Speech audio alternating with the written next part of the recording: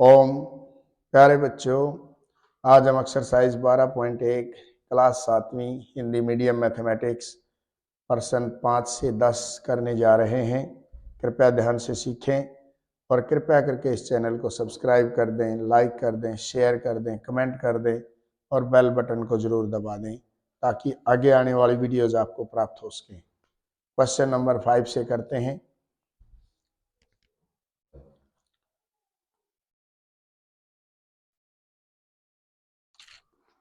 पांचवा प्रश्न दिया है, यह आकृति बना रखी है। इसके अंदर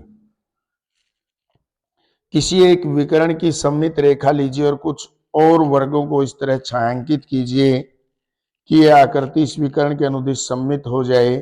कैसा करने की एक से अधिक विधियां हैं? क्या यह आकृति दोनों विकर्णों के अनुदिश सममित होगी? पहले भी बताया था सममित है, उसको दर्पण से देखें तो दूसरी तरफ वैसी ही दिखाई दे, वो सममित रेखा कहलाएगी। तो इसकी प्रतिलिपि ये पहले हमने जो इसमें क्वेश्चन में दे रखी है वो बना दी है। अब बनाते हैं और इसकी एक सममित रेखा खींचते हैं। बनाया ये वर्ग,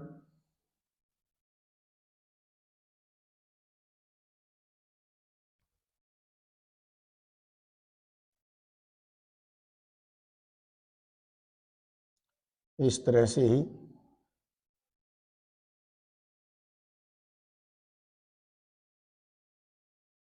यहाँ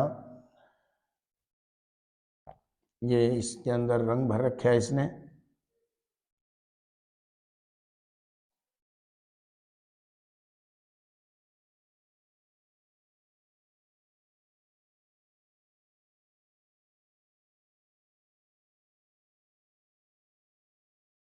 और इधर इसमें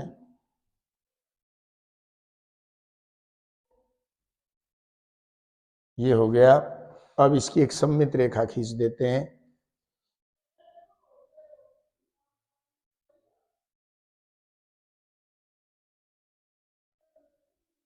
ये है एक विकर्ण। अब इसको देखते हैं इसकी सममित रेखा, क्या ये इसकी सममित रेखा है? तो हम कहें हाँ, इसकी सममित रेखा है। जब हम दर्पण यहाँ रख के इसका चित्र लेंगे तो ये यहाँ दिखाई देगा और ये यहाँ पर इस तरह से हम लिखेंगे हाँ, यह विकर्ण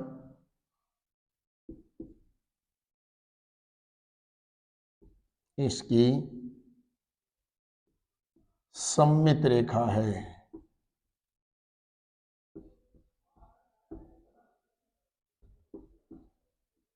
ये सममित रेखा है। इसने कहा क्या और भी इस तरह से बनाया जा सकता है?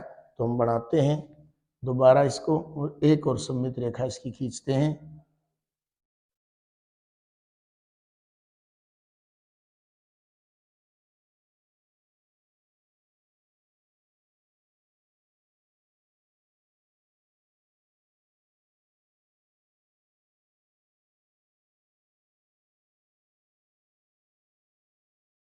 ये है, यहाँ है कलर,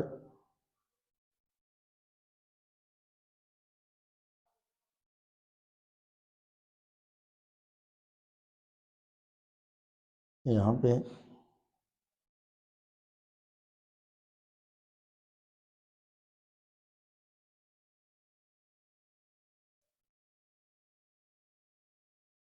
ये है।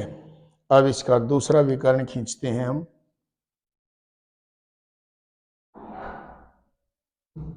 ये दूसरा विकर्ण खींचा और ये भी इसकी सममित रेखा है। यूं अगर दर्पण रखेंगे तो ये यहाँ दिखाई देगा, ये यहाँ हाँ। तो इसने कहा है कुछ वर्गों को इस तरह से छायांकित कर सकते हैं, अन्य को भी हाँ कर सकते हैं। दो जगह तो हो गया। हाँ, यह विकर्ण भी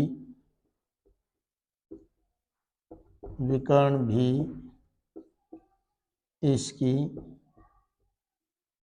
सममित रेखा है। ये भी इसकी सममित रेखा है। तो इसने फिर बाद में पूछा है क्या यह आकृति दोनों विकर्णों के अनुदिश सम्मित होगी? क्या लिखेंगे? हाँ, यह आकृति दोनों विकर्णों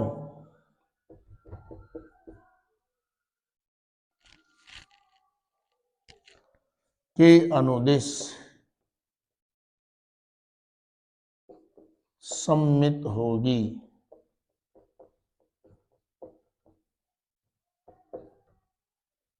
दोनों विकर्णों के सम्मित होगी ये।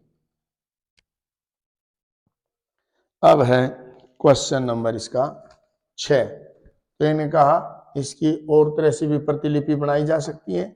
ये सम्मित रेखा खींच के ये और ये सम्मित रेखा खींच के ये दोनों विकर्ण इसकी सम्मित रेखा है। इस तरह से 5वां सवाल हो जाएगा। आगे कह रहा है आरेखों की प्रतिलिपियां बनाइए। इन आरेखों की प्रतिलिपियां हमने ये बना रखी हैं। प्रत्येक आकार को इस तरह पूरा कीजिए ताकि वह आकार दर्पण रेखा के अनुदिश सम्मित हो। यानी अगर यहाँ पर दर्पण रख दिया जाए तो ये उसके अनुदिश सम्मित हो।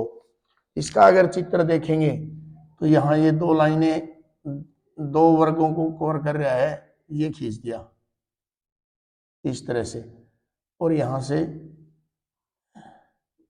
ये, और इधर से यहां आ जाएगा। अब ये नीचे वाला यहां और यहां से यहां, इस तरह से ये यहां है। ये जब दर्पण से देखेंगे तो ये बिल्कुल यूं का यूं हो यहाँ नीचे दिखाई देगा। तो इसकी इस प्रतिलिपि का दर्पण के आधार पर हमने चित्र बना दिया और ये हमारी ये सम्मित रेखा हो जाएगी। अब यहाँ पर भी दी है ये दो सम्मित रेखाएं, इसकी आकृति बनानी है। इसकी आकृति इधर बनाएंगे, ये यूं ही एक वर्ग नीचे लाइन आ जाएगी ये, फिर यहाँ यहाँ यहाँ और यहाँ, इस तरह से इसका चित्र बन जाएगा। इस ऊपर वाले का अगर नीचे खींचेंगे तो नीचे भी बन जाएगा। खींचते हैं, ये लाइन यूं की यूं, यूं यूं यूं, ये और ये इधर भी खींच सकता है इसी तरह।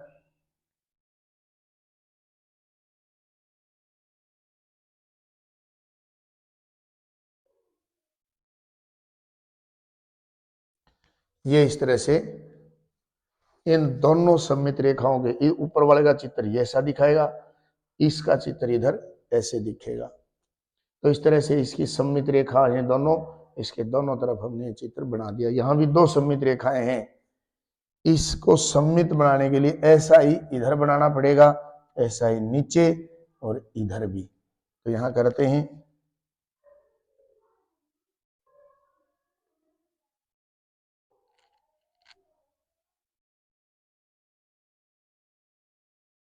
ये हो गया। अब नीचे भी अगर इसकी सम्मित रेखा, इस सम्मित रेखा के आधार पर इसको देखेंगे,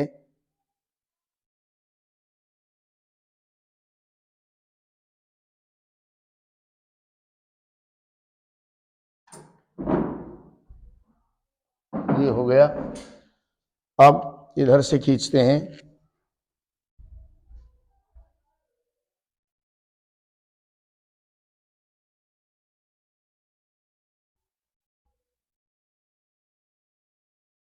ये आ गया। इस तरह से दोनों तरफ अगर सम्मित रेखा है वही देख लेंगे। पहले खाने में ये गोल, दूसरे खाने यहां से निकलता है, ये यहां से निकाल दिया, फिर तीसरे के भी यहां से निकलता है तो तीसरे भी यहां से निकाल दिया। इस तरह से ये और ये पूरा, यहाँ भी ये पूरा हो जाता है, इधर भी ये पूरा। तो 3 चित्र दिए हैं और इन तीनों चित्रों के सम्मित रेखाओं के आधार पर अगर दर्पण से देखा जाए तो उनके चित्र बनाने थे हमने, तो ये तीनों के चित्र हमने बना दिए हैं। तो दर्पण के आधार पर पूरा कर दिया है। ये 6वां क्वेश्चन है। अब हम करते हैं क्वेश्चन नंबर 7।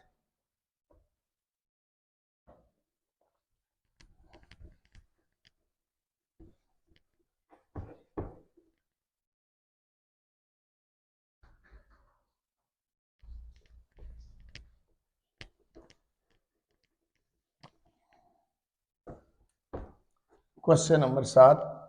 क्वेश्चन तो ये बिल्कुल आसान है, बस थोड़ा सा बनाने में ही ध्यान रखना है। क्वेश्चन नंबर 7 है, अनुदिश सममित रेखाएं खींचनी है। बस निम्नलिखित आकृतियों के लिए सममित रेखाओं की संख्या बताइए। निम्न आकृतियों के लिए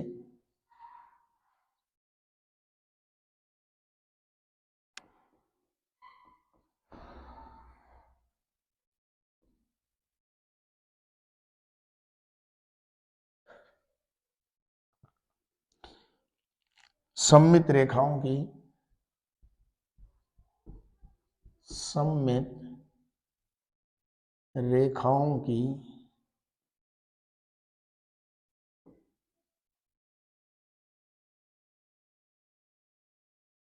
संख्याएं बताइए।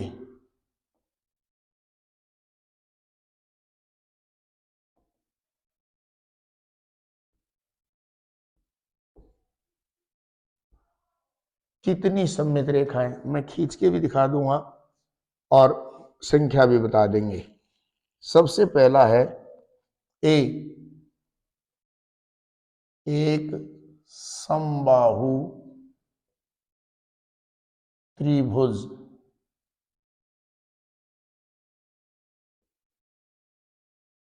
समबाहु त्रिभुज, समबाहु त्रिभुज बनाएंगे।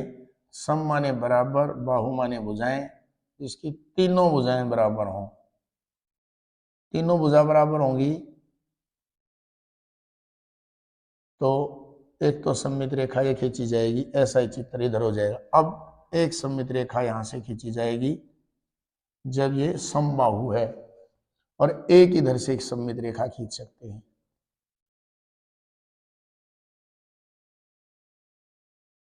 यानी 3 सममित रेखाएं खींची जा सकती हैं। 3 सममित रेखाएं, तो बताना है कितनी सममित रेखाएं हम खींच सकते हैं। एक समबाहु त्रिभुज में 3 सममित रेखाएं हो सकती हैं। बी भाग है इसका। बी में कहा है एक समद्विबाहु त्रिभुज। समद्वि, द्वि माने दो, सम माने बराबर, जिसकी दो भुजा बराबर हो। समद्विबाहु त्रिभुज में क्या होगा, बनाते हैं, दो तो इसकी भुजाएं बराबर हैं, एक बड़ी है, तो इस समद्विबाहु त्रिभुज की एक तो ये खींची जा सकती है सममित रेखा। अब इधर से खींचेंगे तो नहीं होगी, ये तो बराबर है लेकिन ये बराबर नहीं होगी, तो इसकी एक सममित रेखा खींची जा सकती है। एक सममित रेखा। सी भाग है एक विषमबाहु त्रिभुज। विषमबाहु यानी जिसकी कोई भी भुजा बराबर ना हो, एक विषमबाहु त्रिभुज।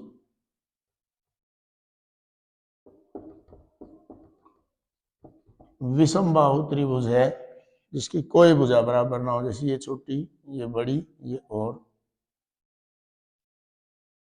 तो आगे लिखेंगे कोई भी सममित रेखा नहीं,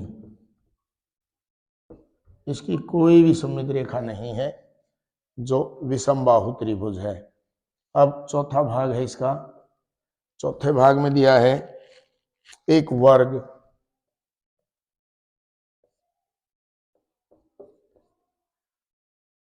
वर्ग बनाते हैं।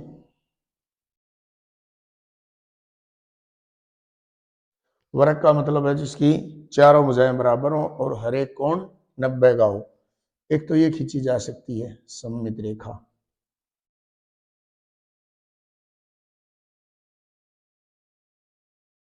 एक ये खींची जा सकती है सममित रेखा। दो, एक ये खींची जा सकती है, क्योंकि चारों भुजाएं बराबर हैं।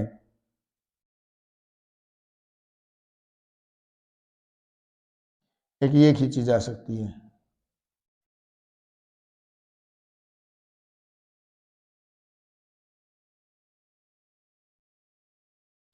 इस तरह से 4 सममित रेखाएं हैं, यहाँ लिखेंगे 4 सममित रेखाएं।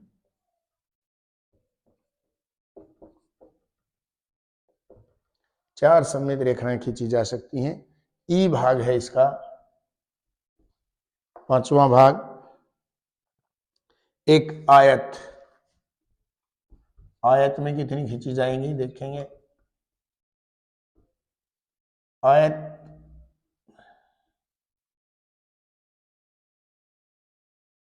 इसके आमने सामने की भुजा तो बराबर, प्रत्येक कोण 90 का। ये भुजा इसके बराबर, ये भुजा इसके बराबर, तो इसमें सिर्फ 2 सममित रेखाएं खींची जा सकती हैं।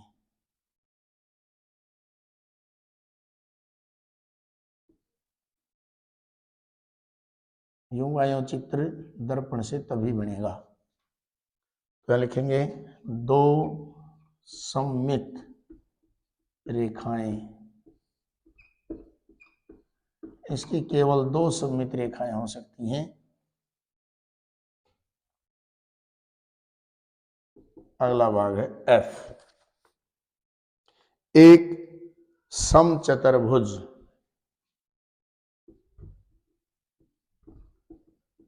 समचतुर्भुज, समचतुर्भुज के अंदर बनाते हैं, चारों भुजाएं बराबर हैं, तो इसमें खींचते हैं। एक तो ये खींच सकते हैं हम समचतुर्भुज में, और एक ये।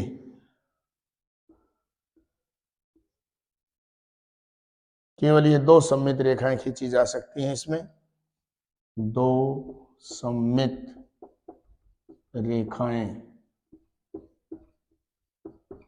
इससे ज्यादा सममित रेखा इसमें नहीं खींच सकते। एक समानांतर चतुर्भुज, समानांतर चतुर्भुज, समानांतर चतुर्भुज में बनाएंगे समानांतर चतुर्भुज। ये है, यूं अगर खींच दी, ये बड़ी भुजा है, ये छोटी है, इधर चित्र आएगा। यानी एक समानांतर चतुर्भुज में एक भी सममित रेखा नहीं खींची जा सकती। कोई सममित रेखा नहीं।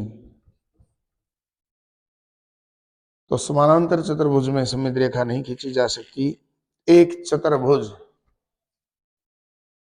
एक चतुर्भुज। अब चतुर्भुज तो चारों भुजाएं अलग अलग भी हो सकती हैं। तो अगर मान लें इस तरह से चतुर्भुज है, तो इसकी कोई सममित रेखा नहीं खींची जा सकती। कोई सममित रेखा नहीं,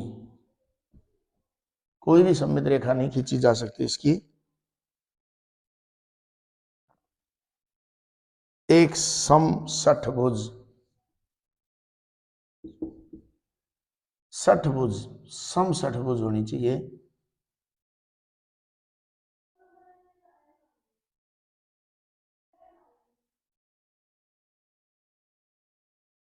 समषठभुज, 6 भुजा बराबर हैं इसकी। 1 2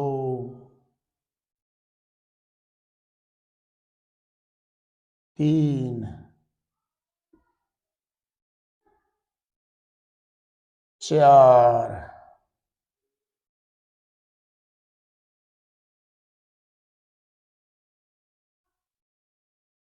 अब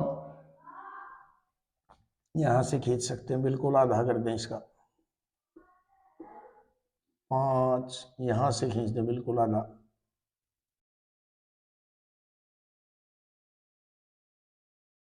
6 इस तरह से 6 सममित रेखाएं इसकी खींची जा सकती हैं। और लिखेंगे 6 सममित रेखाएं। 6 सममित रेखाएं खींची जा सकती हैं। अगला भाग है इसका एक वृत्त। वृत्त के अंदर कितनी सममित रेखाएं खींची जा सकती हैं। वृत्त बनाते हैं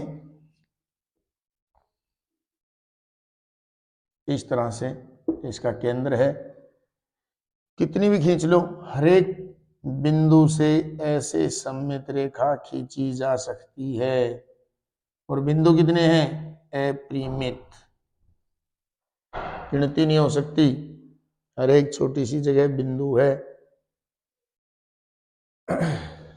तो एक वृत्त के अंदर अपरिमित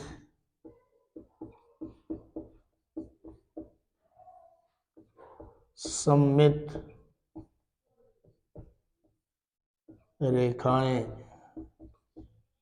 अपरिमित सममित रेखाएं इसके अंदर खींची जा सकती है।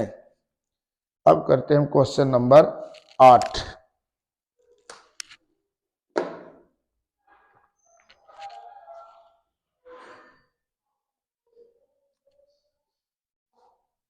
हमने बताया किस आकृति में कितनी सममित रेखा हो सकती हैं दर्पण से देखने पर। अब है क्वेश्चन नंबर 8।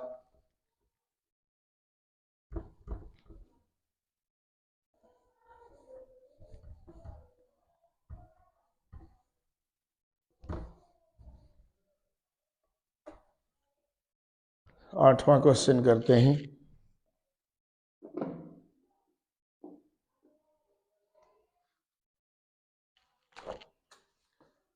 आठवां क्वेश्चन,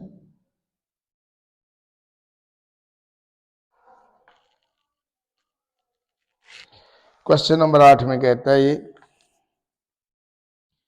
अंग्रेजी वर्णमाला के किन अक्षरों में निम्नलिखित के अनुदिश परावर्तन सममिति है।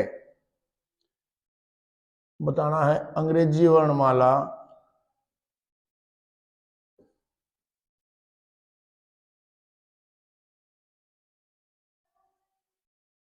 के किन अक्षरों में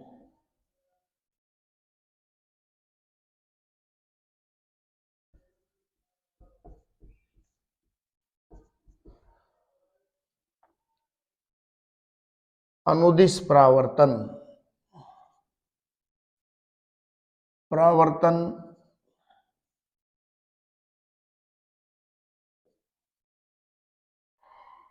सममिति है। यानी दर्पण के आधार पर बताना है, परावर्तन होकर जो अक्षर का चित्र बनेगा उसमें वो सममित किस किस में सम्मिति होगी। यानी जिसका परावर्तन होकर वो चित्र भी वैसा ही दिखाई दे। तो पहले है, इसने पूछा ए ऊर्ध्वाधर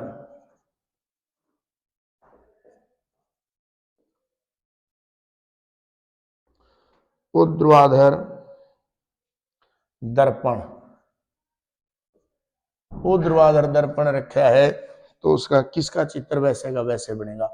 यहां कोई चित्र अक्षर है, यहां दर्पण रखा, इधर वैसे का वैसा चित्र प्राप्त होना। तो देखते हैं ABCD में कौन सा अक्षर होगा ऐसा। ए है, बिल्कुल ऊर्ध्वाधर में वैसा ही उधर बनेगा। अब है H, आई भी ऐसे का ऐसा बनेगा। M, O, T, U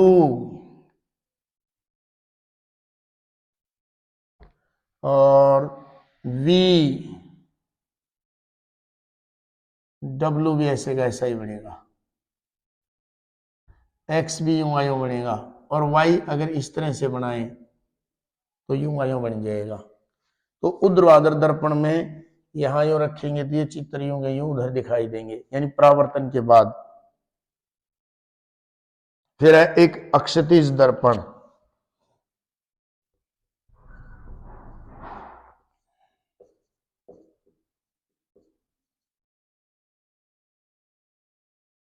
अक्षितिज दर्पण। अब अक्षितिज दर्पण को चित्र बन रहा है उसके ऊपर रख दें, अक्षितिज दर्पण बनाएंगे।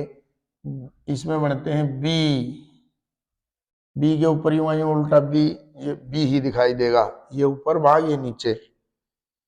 सी भी ऐसे ही दिखाई देगा और डी भी ऐसे ही दिखाई देगा, क्योंकि इधर से ये इधर हो जाएगा यूं का यूं। ई भी ऐसे ही दिखाई देगा, एच बी यूं का यूं दिखाई देगा। बेशक उलट दें इसको, आई के भी दिखेगा यूं का यूं। ओ को तो किधर से ही देख लें, गोल है, ओ ही दिखाई देगा। और वाई नहीं दिखेगा, वाई इधर डंडा ये इधर हो जाएगा। एक्स दिखेगा यूं यूं,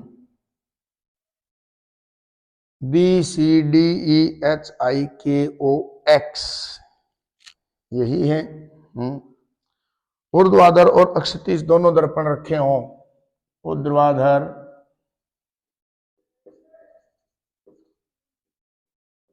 और अक्षितिज दोनों दर्पण हों तो कैसे होगा?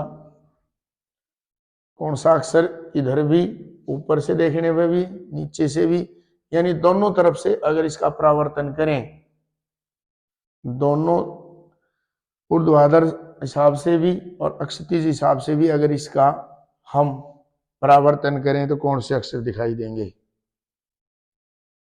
ओ तो गोल है, ये तो दिखेगा यूं यूं। और एक्स भी देखो,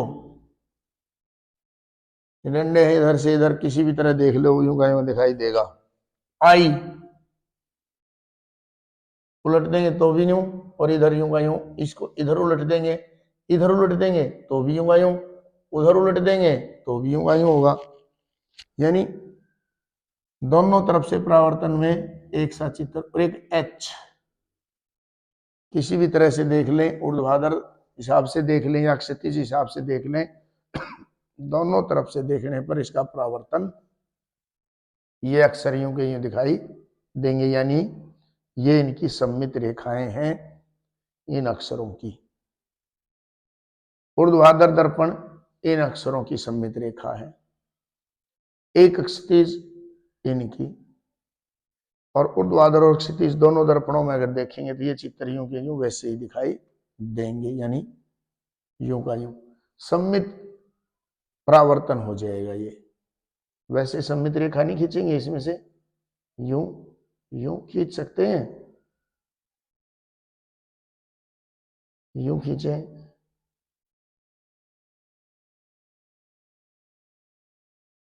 तो एक क्षैतिज दर्पण का परावर्तन भी वही होगा।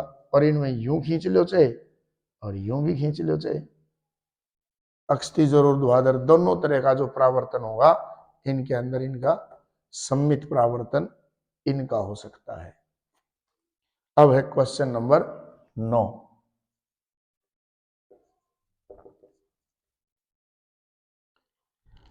ऐसे तीन आकारों के उदाहरण दीजिए जिनमें कोई सममित रेखा न हो। ऐसे तीन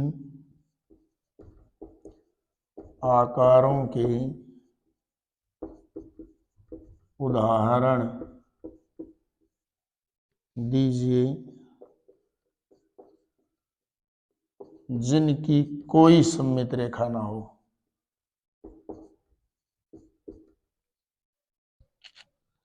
कोई सममित रेखा न हो। अब इसका उत्तर लिखते हैं। नंबर 1, विषम बाहु त्रिभुज। अभी हमने किया भी था सवाल, विषम बाहु त्रिभुज। दूसरा है समलम चतुर्भुज, या एक और उससे पहले लिख दें समानांतर चतुर्भुज। समानांतर चतुर्भुज। तीसरा है समलम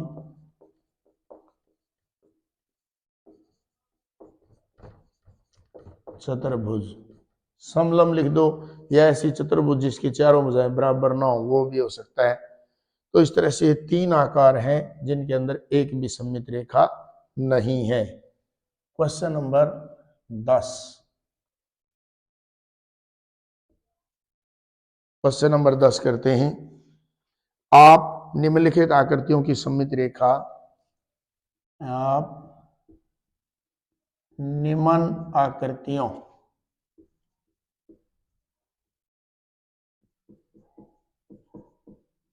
की सममित रेखा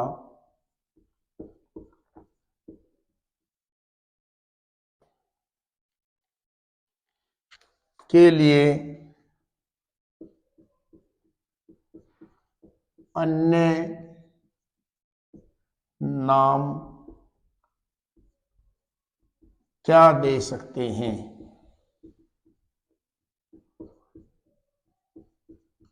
क्या नाम दे सकते हैं?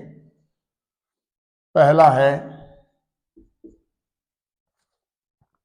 एक समद्विबाहु त्रिभुज। एक समद्वि बाहु त्रिभुज। समद्वि बाहु त्रिभुज बनाते हैं, उसकी सममित रेखा खींचते हैं। ये कोई समद्वि बाहु त्रिभुज है, सममित रेखा खींची इसकी। अगर कोई त्रिभुज के अंदर एक त्रिभुज के शीर्ष से सामने भुजा जो है उसके मध्य बिंदु से गुजर जाए लाइन, तो उसको उसकी क्या कहते हैं? माध्यिका। यानी सममित रेखा का दूसरा नाम है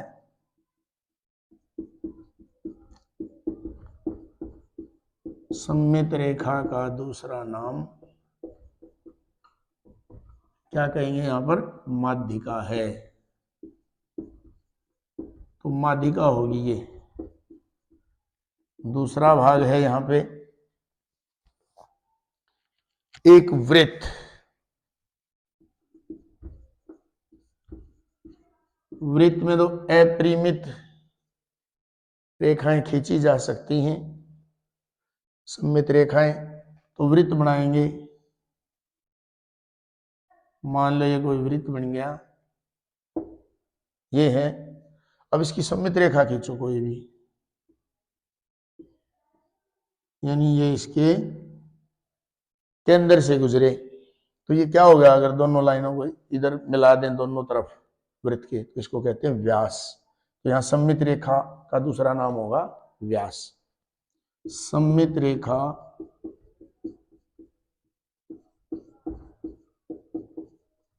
का दूसरा नाम व्यास है। इस तरह से एक्सरसाइज हमारी पूरी हो जाती है। कृपया ध्यान से सीखें।